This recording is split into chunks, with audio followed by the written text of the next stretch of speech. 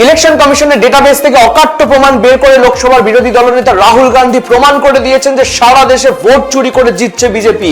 কিভাবে শুনুন। শয় শয় কেন্দ্রের মধ্যে শুধুমাত্র বেঙ্গালুরু সেন্ট্রাল লোকসভা কেন্দ্রের একটি বিধানসভা মহাদেবপুরার উদাহরণ তুলে ধরেছেন রাহুল গান্ধী, যে লোকসভার বাকি 6টি কেন্দ্রে কংগ্রেস জিতলেও শুধুমাত্র মহাদেবপুরার বিকট লিডের জন্য বিজেপি লোকসভা আসনটি জিতে যায়।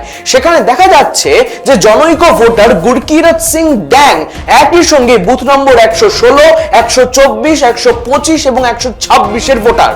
আর এই সংখ্যাটা শুধু একজন গুরকিরত সিং ড্যাং নয়, শুধুমাত্র কর্ণাটকের ওই এক বিধানসভা কেন্দ্রে 1 লক্ষের বেশি ভুয়ো ভোটার রয়েছে, যারা ডুপ্লিকেট, জালি ঠিকানা, এক ঠিকানায় বহু মানুষ, ভুল ছবি এবং ফর্ম 6 এর অপব্যবহার করে ভোটার তালিকায় নাম তুলে এমন ভয়ঙ্কর হারে বিজেপিকে ভোট দিয়েছে যে বাকি সব বিধানসভা কেন্দ্রে কংগ্রেস লিড পেলেও এই এক কেন্দ্রের উপর ভর করে লোকসভা আসনটি জিতে যায় বিজেপি।